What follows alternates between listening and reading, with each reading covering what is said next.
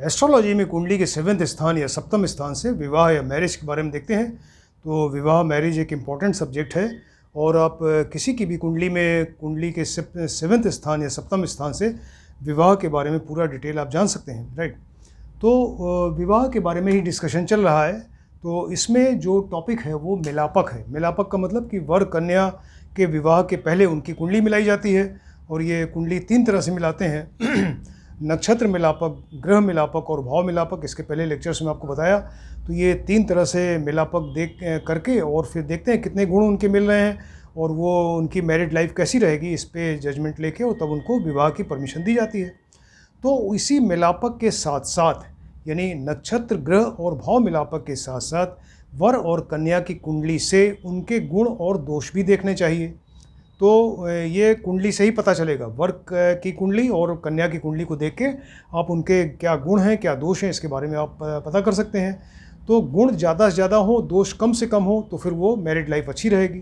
तो इसमें जो इसी के बारे में डिस्कशन चल रहा है, तो वर और कन्या के दोष के बारे में अभी डिस्कशन हो रहा है। तो दोष में अभी तक हमने आपको बताया खराब स्वास्थ्य, यानी वर और कन्या दोनों का स्वास्थ्य खराब हो, हेल्थ खराब हो, या दोनों में से किसी एक की हेल्थ अगर ख़राब रहेगी तो मैरिड लाइफ डिस्टर्ब हो जाएगी, इसके बारे में बताया। सेकंड है दरिद्री योग, यानी वो उनके पास धन की हमेशा कमी रहे, इकोनॉमिकल क्राइसिस बनी रहे, तो मैरिड लाइफ डिस्टर्ब हो जाएगी। तो दोनों की कुंडली में आपको देखना है कि उसमें कहीं दरिद्री योग तो नहीं है। आज जो एक दोष है वो है संतानहीन योग, यानी वर और कन्या दोनों की कुंडली में आप देखिए कि उनकी कुंडली में कहीं ऐसा तो नहीं कि संतानहीन या संतान न होने का योग है। तो एक ये बहुत बड़ा दोष है। और अगर दोनों की कुंडली में या किसी एक की कुंडली में भी अगर ऐसा दोष है तो उनके संतान नहीं होगी और एक ये उनकी मैरिड लाइफ पूरी तरह से डिस्टर्ब हो जाएगी, मैरिज का पर्पस ही सॉल्व नहीं होगा फिर। तो संतानहीनता से रिलेटेड या वंशहीनता से रिलेटेड जो योग हैं हमने आपको लेक्चर नंबर 129 में बताया है पहले।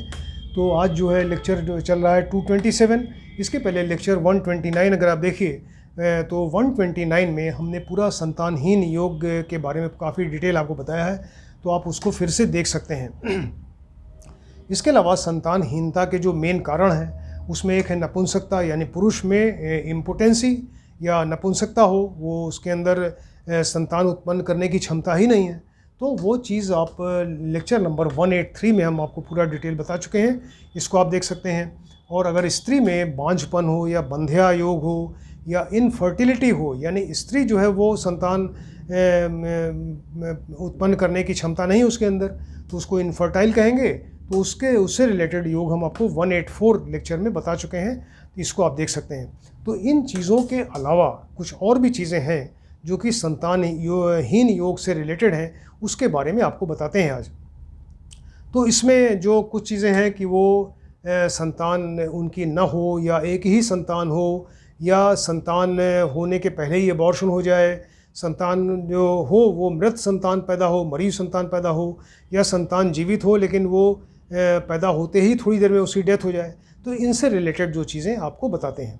तो इसमें एक है, पहला है काक बंध्या योग, राइट। उसको कहते हैं काक बंध्या योग। तो इस योग में स्त्री को पूरी लाइफ में सिर्फ एक बार संतान होती है। तो एक संतान होना भी एक दोष माना गया है एस्ट्रोलॉजी में, क्योंकि एक ही संतान हो सकता है कि जो एक संतान है वो डिसेबल्ड हो, कोई प्रॉब्लम हो उसके साथ में, डिफेक्टिव बच्चा पैदा हो, या बाद में कोई प्रॉब्लम हो जाए उसके साथ में, या संतान ठीक ठाक हुई लेकिन वो माँ बाप की एक ही संतान है तो बहुत ज़्यादा उसकी केयर करें, बहुत ज़्यादा ध्यान दें, लाड़ प्यार करें, तो वो बाद में बिगड़ जाए बच्चा और फिर वो उनको बाद में कष्ट हो इसकी वजह से। तो एक संतान होना भी एस्ट्रोलॉजी में एक दोष माना गया है, इसको कहते हैं काक बंध्या योग। तो काक बंध्या योग से रिलेटेड हम आपको कुछ योग बताते हैं कि जिसमें कन्या की कुंडली में, इसमें कन्या की ही कुंडली देखनी है आपको, कन्या की कुंडली में अष्टम में अगर बुध हो, राइट, कन्या की कुंडली में जो अष्टम स्थान है गंभीर रोग का, क्रॉनिक डिसीज़ का, इनक्योरेबल डिसीज़ का, तो उस ऑब्स्टेकल्स का घर है, तो उस अष्टम में अगर बुध बैठे हों, मरकरी प्लैनेट बैठे हों, तो ऐसी स्त्री जो है काकबंध्या हो सकती है, काकबंध्या होगी, राइट। अगर अष्टम में चंद्रमा प्लस बुध बैठ जाए कन्या की कुंडली में तब भी वो काकबंध्या होगी। चंद्रमा या बुध बैठे हों और दोनों अपनी स्वराशि में बैठ जाएं, यानी चंद्रमा अपनी स्वराशि कर्क राशि में बैठ जाए, बुध अपनी स्वराशि मिथुन या कन्या राशि में बैठ जाएं, तब भी ऐसे केस में जो स्त्री होगी, कन्या होगी, वो काकबंध्या होगी, यानी उसकी एक ही संतान होगी। कन्या की कुंडली में अष्टम में सूर्य के साथ में शनि बैठ जाए, सूर्य प्लस शनि बैठ जाए, तब भी ऐसे केस में वो काकबंध्या होगी। कन्या की कुंडली है, उसमें मकर लग्न हो, मान लीजिए कन्या की कुंडली में मकर लग्न मतलब 10 नंबर जो एसेंडेंट है, लग्न में मकर राशि है, ये कैप्रिकॉर्न 10 नंबर की राशि। तो कन्या की कुंडली में मकर लग्न हो और सूर्य अष्टम में बैठ जाए, तो ऐसी कन्या जो है वो काकबंध्या होगी, यानी उसकी एक ही संतान होगी। कन्या की ही कुंडली में मिथुन या कर्क लग्न हो, मिथुन का मतलब 3 नंबर राशि, कर्क लग्न मतलब 4 नंबर राशि, तो मिथुन या कर्क लग्न की कुंडली हो कन्या की और उसमें शनि अष्टम में बैठ जाए, तब भी काकबंध्या होगी। तो ये काकबंध्या से रिलेटेड जो ऋषियों ने योग बताए, हमने आपको बताया कि काकबंध्या योग जो है उसमें सिर्फ एक संतान पैदा होती है, और एस्ट्रोलॉजी में काकबंध्या योग को एक संतान होना जो है एक दोष माना जाता है। एक सेकंड जो योग है संतानहीनता का, उसको कहते हैं मृत वत्स्या योग। तो इस योग में क्या होता है कि स्त्री को गर्भ तो ठहरता है, यानी प्रेग्नेंट होती है, लेकिन या तो बीच में एबॉर्शन हो जाए, या अगर संतान हो तो मृत संतान, मरी हुई संतान पैदा हो, राइट। तो इस योग में मृत वत्स्या योग है। तो इसमें कन्या की कुंडली देख के पता चल जाएगा कि वो स्त्री जो शादी के बाद प्रेग्नेंट तो होगी, लेकिन वो बीच में ही या तो एबॉर्शन होगा या फिर उसकी जो संतान होगी वो मरी हुई संतान पैदा होगी। तो इसको आप कुंडली देख सकते हैं, कन्या की कुंडली से ही देखना है। तो कन्या की कुंडली में निर्बल चंद्रमा हो, राइट, निर्बल चंद्रमा कहीं बैठे होंगे कुंडली में, तो बहुत ज़्यादा वीक होके बैठे हैं, वीक हो, निर्बल हो, और पंचम और नवम स्थान में पाप ग्रह हो। कन्या की कुंडली में चंद्रमा क्या हुए, निर्बल हो गए, बहुत ज़्यादा निर्बल हैं, कहीं बैठे हैं। पंचम और नवम स्थान में पाप ग्रह बैठे हुए हैं, शनि हैं, राहु हैं, केतु, इस तरह के ग्रह। और गुरु जो है वो अस्त हो जाए, गुरु जो है सूर्य के साथ बैठ के अस्त हो जाए, तब ऐसे केस में वो मृत वत्स्या योग होगी, यानी उसकी संतान फिर जीवित नहीं रहेगी, या तो बीच में एबॉर्शन होगा या मरी हुई संतान पैदा होगी। कन्या की ही कुंडली में सूर्य पंचम में बैठे हों, राइट, सूर्य जो है पंचम में बैठ जाए, जो अपनी नीच राशि में, सूर्य की नीच राशि क्या है, तुला राशि है, तो पंचम हाउस में, पंचम भाव में सूर्य जो है अपनी नीच राशि में या शत्रु की राशि में बैठ जाए कन्या की कुंडली में, तब भी वो मृत वत्स्या योग होगा। लग्न में, पंचम में, अष्टम में और द्वादश में पाप ग्रह बैठे हों, लग्न, पंचम, अष्टम और द्वादश, ये कन्या की कुंडली में लग्न, पंचम, अष्टम और द्वादश में, इन चारों घरों में अगर पाप ग्रह बैठे हों, तो ऐसे केस में वो जो कन्या होगी वो मृत वत्स्या होगी, राइट, मरी हुई संतान पैदा होगी। अष्टम में बृहस्पति या शुक्र बैठ जाए, तब भी ऐसे केस में मृत वत्स्या योग बनता है। अष्टम कन्या की कुंडली में अष्टम में बृहस्पति या शुक्र बैठ जाए। एक तीसरा योग जो है उसको कहते हैं मृत प्रजा योग, राइट, ये तो बताया था आपको मृत वत्स्या योग, वो एक और होता है मृत प्रजा योग। मृत प्रजा योग में क्या होता है, इस योग में संतान तो पैदा होती है, जीवित संतान पैदा होती है, लेकिन पैदा होते ही थोड़ी देर में मर जाती है, तो ऐसा भी योग है। तो मृत प्रजा योग उसको कहते हैं कि इस योग में संतान, स्त्री प्रेग्नेंट होगी, उसकी संतान होगी जो जीवित रहेगी थोड़ी देर, लेकिन थोड़ी देर के बाद ही उसकी डेथ हो जाएगी बच्चे की, राइट, तो इसको कहते हैं मृत प्रजा योग। इससे रिलेटेड योग है पंचम में मंगल हो, राइट, पंचम में मंगल बैठा हुआ है जो एक क्रूर ग्रह है, और उसके ठीक सामने हाउस एकादश में पाप ग्रह बैठा हुआ है, शनि, राहु, केतु कोई बैठे हैं, पंचम में मंगल, उसके ठीक सामने एकादश में कोई पाप ग्रह बैठे हुए हैं, और पंचम का लॉर्ड यानी पंचमेश जो है वो 6, 8, 12 में कहीं बैठ जाएं, तो ऐसे केस में मृत प्रजा योग होगा, यानी वो संतान जीवित पैदा होगी लेकिन थोड़ी देर मर जाएगी। पंचम का लॉर्ड और 10th का लॉर्ड यानी पंचमेश और दशमेश पाप ग्रह की राशि में हो, और पाप ग्रह से के साथ में युत हो, यानी पाप ग्रह का कंजंक्शन हो उनके साथ में, राइट। पंचम का लॉर्ड और 10th का लॉर्ड यानी पंचमेश और दशमेश अपनी पाप ग्रह की राशि में बैठे हुए हैं, उनके साथ में कोई पाप ग्रह बैठ जाए, तो ऐसे केस में वो मृत प्रजा योग बनेगा, कि जिसमें संतान पैदा होगी, जीवित संतान, लेकिन थोड़ी ही देर में मर जाएगी। एक और योग है इंपॉर्टेंट योग, जिसको कहते हैं विष कन्या योग। तो विष कन्या आपने वर्ड सुना है, पुराने ज़माने में विष कन्या बनाई जाती थी, जो उसको स्लो पॉइजन दे के और विष कन्या बना देते थे। उनके कांटेक्ट में, फिजिकल कांटेक्ट में कोई पुरुष आता था तो उसकी डेथ हो जाती थी। तो इस तरह की कन्या बनाई जाती थी राजा महाराजा के ज़माने में, और उस समय जो है वो शत्रुओं को मारने के लिए इनका प्रयोग होता था। लेकिन एस्ट्रोलॉजी में विष कन्या कोई शारीरिक रूप से वो विष कन्या नहीं होती। इसमें नक्षत्र है, वार है, ग्रह हैं या वार हैं या उनके ग्रहों के कॉम्बिनेशंस और प्लेसमेंट की वजह से वो विष कन्या योग बनता है। तो इसमें जो है वो मरी हुई संतान पैदा होती है। अब ये विष कन्या योग जो बनता है एस्ट्रोलॉजी में, इसको एक महादोष माना गया है, मतलब बहुत बड़ा दोष है ये।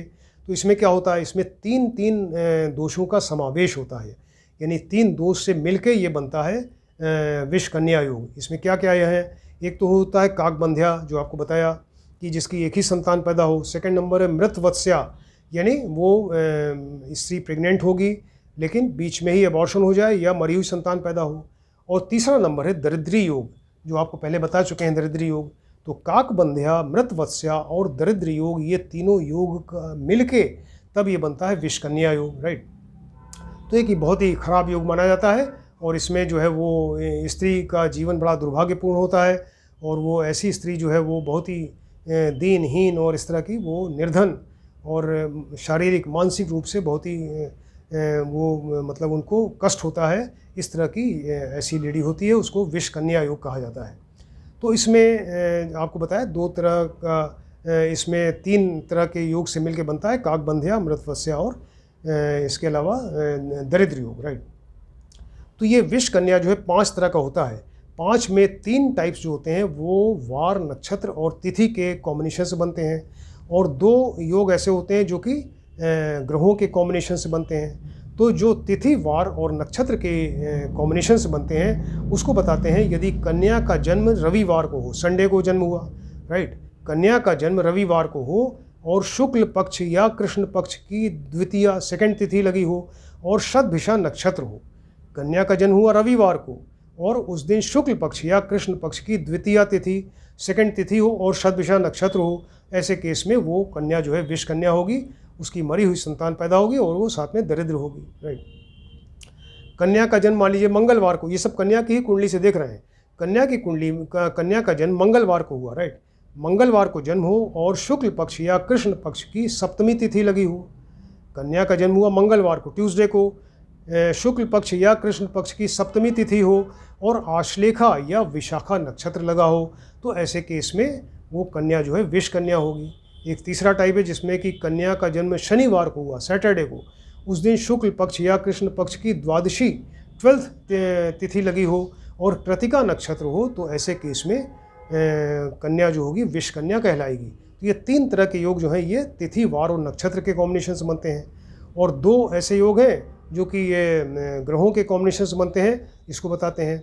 तो जिस कन्या की कुंडली में लग्न में मंगल हो, जिस कन्या की कुंडली में लग्न में मंगल बैठा हुआ है जो क्रूर ग्रह है और पंचम में सूर्य हो, राइट, लग्न में मंगल बैठे हुए हैं, पंचम में सूर्य अगर बैठ जाए तो विष कन्या होगी। अगर कन्या की कुंडली में दूसरा योग है कि लग्न, उसकी कन्या की कुंडली में लग्न में अगर सूर्य बैठ जाए और पंचम में शनि बैठ जाए, तब भी ऐसे केस में वो कन्या जो है विष कन्या कहलाएगी। तो इस तरह के 5 योग हैं जिसमें कि विष कन्या योग बनता है। इसको ऋषियों ने बताया है, हमने आपको बताया कि ये बहुत इंपॉर्टेंट चीज़ है। विष कन्या योग एक महादोष माना जाता है जिसमें 3 दोषों का समावेश है।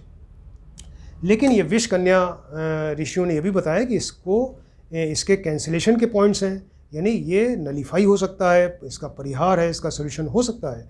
तो उन्होंने बताया कि जन्म लग्न या चंद्र लग्न से, जन्म लग्न या कन्या की कुंडली में जन्म लग्न या चंद्र लग्न से अगर 7वें स्थान पे सप्तमेश बैठ जाएँ, उनके ऊपर शुभ ग्रहों की युति या दृष्टि हो जाए, तो ऐसे केस में वो इसका ये जो विष कन्या योग है ये कैंसिल माना जाएगा, राइट।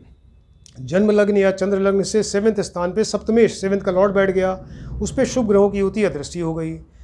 एक और योग है जन्म लग्न या चंद्र लग्न से 7वें स्थान में सप्तमेश हो या शुभ ग्रह बैठा हो, शुभ ग्रह बैठा हो और 7वें का लॉर्ड बहुत बलवान हो, 7वें का लॉर्ड सप्तमेश जो है बहुत बलवान हो कुंडली में, तो ऐसे केस में भी वो ये कैंसिल हो जाएगा विष कन्या, उसका असर नहीं रहेगा।